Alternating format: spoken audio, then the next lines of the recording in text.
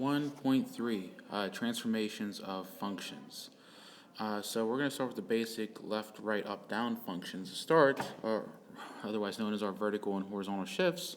So number one, this is a shift upward, vertical shift upward C units. And if we're subtracting the whole function by number, it's a vertical shift downward C units. This next one is, these next two actually are left, right? So if we're subtracting inside the function, we have a horizontal shift right C units. This next one is a horizontal shift left C units. All right, two examples. So we know for the first one, we have a parabola, right? And we have a +1 on the outside of our function, which means we're going to be going up and down. In this case, we're going to be going up. So we're going to go up 1 unit and then make your parabola. Okay. And then for the second one, x cubed. What does the x cubed graph look like? X cubed graph, you remember, goes something like this. It goes quick through the 0, 0, and then back up again. So at center, when it does that little move right here, is going to be moving 2 to the right and 3 down. 2 right, 3 down, doing something like that. And there we go. All right, time for the next transformation, that's reflections.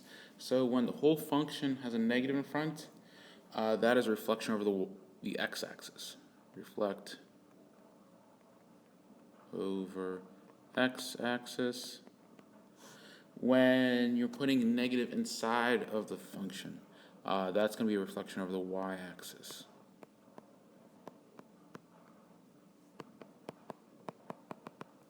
And we will definitely be doing some examples of these. Let's do square root functions. So let's say I have y equals the square root of negative x, and we have y equals negative square root of x plus 1. Let's do a little horizontal shift in there and add that in there as well. So the negatives is inside of the function in the first one, right?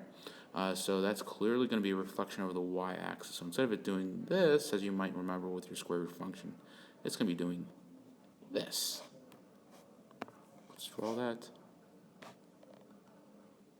That should start at 0, 0. I'm sorry, I just missed it with my finger there. But that's what the function should look like. Now with the other one,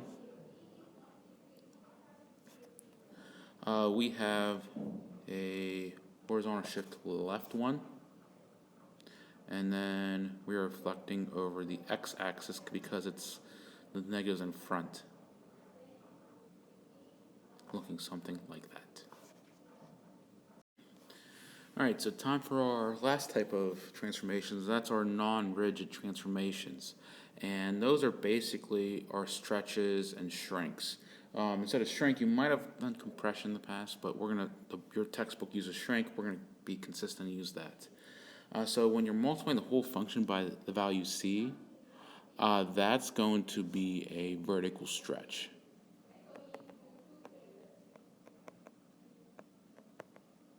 By c units. And when c is between 0 and 1, it's a vertical shrink.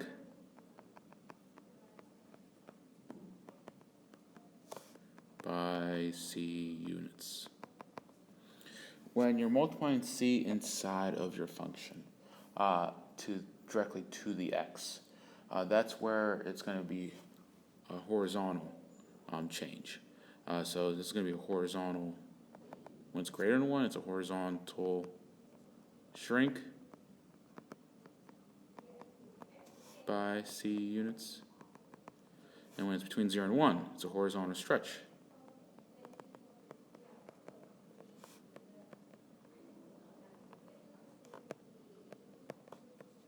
By C units. We'll take a look at a couple of these graphs. Let's notice what the differences will be. Okay, so we have two different graphs here. We have g of x equal to 4 times the absolute value of x. And then we have, I'm going to change that next one here. I'm going to show you something here. But let's worry about the first one here. So the original, as we know, of absolute value graph is the v. Okay? And if we are stretching vertically by 4, instead of it going over 1, up 1, it's going to go over 1, up 4. And same thing here. We are good. Yes.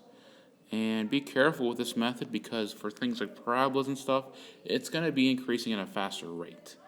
Because as you square things, it's going to be bigger and bigger. Okay? So just be careful with that. But yeah, see, notice how it's stretching vertically. These lines are extending out. Let me change this next one here. I'm going to put a 4 inside of the absolute value on this. So let's erase. Whoop.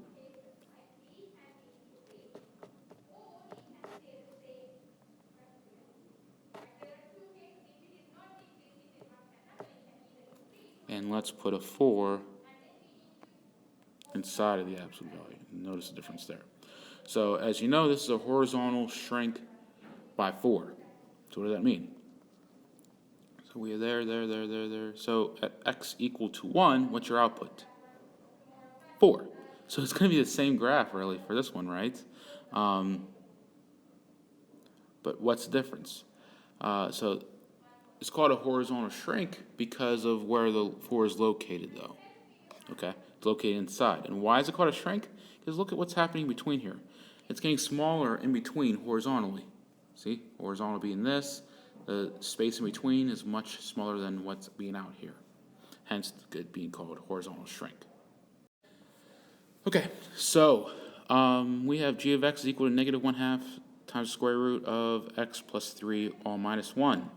And for a formal assessment grade, you are going to be listing the transformations. List transformations. There will be a submission link on MyMV for you to do this. Please do that by the beginning of class, or else you will not receive credit for this. So please take care of the free points, all right? And just try it. Even if you get it wrong, just do the best you can and try and submit it, please. Thank you for watching and listening, and we'll see you later. Take care.